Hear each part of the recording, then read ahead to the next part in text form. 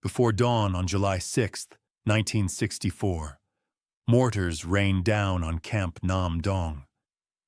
I grabbed my rifle and ran through fire and smoke, tossing back grenades and pulling wounded men to safety.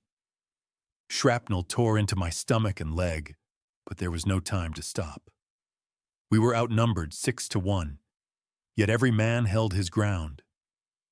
I tied my wounds, kept fighting, and refused to give in. When dawn broke, 55 enemy lay outside the wire. The camp still stood, and so did we. I didn't fight for medals, I fought for my brothers. They said the river would be quiet at sunrise. It never was. I was Petty Officer Second Class William Flores, U.S. Coast Guard, assigned to Patrol Boat 82309, part of Operation Market Time. We were rescuing Marines pinned down along the riverbank. Our coxswain gunned the throttle. Radio chatter screamed in my ears. Medevac requests, pleas for cover fire. When we reached the bank, smoke and blood already filled the air. We pulled 3 men aboard, then the bank erupted again. Mortars hit close, showering us with shrapnel. We'd lost steering and were adrift. I grabbed a fire extinguisher and went below deck. The flames were crawling toward the ammo crates. If they went up, none of us were getting home.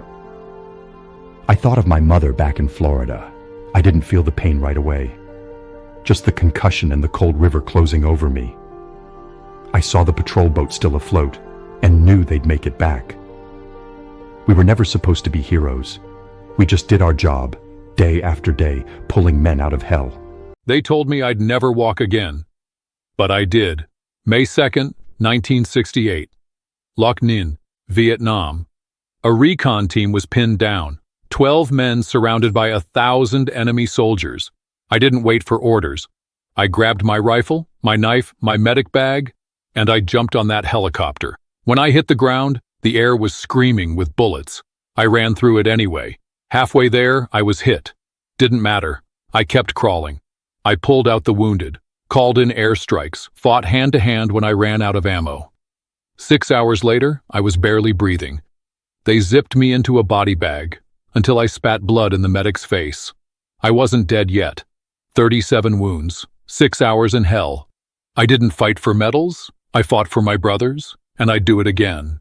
They told me a reporter had no place in a battlefield like Ia Drang. Maybe they were right. But in November of 1965, when the first helicopters lifted off from Play Me, I felt I owed it to every mother and father back home to see what their sons were walking into. I wasn't carrying a rifle, just a camera, a notebook, and the stubborn belief that the truth was worth the risk. When we landed, the world was already on fire. Gunfire tore through the tall elephant grass, and the air was thick with smoke and screams. I remember Sergeant Ernie Savage shouting orders over the chaos, keeping his men alive when everything seemed lost. I dropped low, crawling through the dirt beside them, my camera shaking in my hands. One moment I was taking pictures, the next I was dragging a wounded man to cover, the weight of his blood soaking into my clothes. That's the day I learned that courage isn't something you write about. It's something you witness up close, and it changes you. There was a point where the firing never seemed to stop. The North Vietnamese kept coming in waves, and our artillery answered with thunder that split the earth open. I remember thinking the ground itself was screaming. I watched men I'd talked with over breakfast fall before my eyes by noon. You can't stay detached after that. You just can't.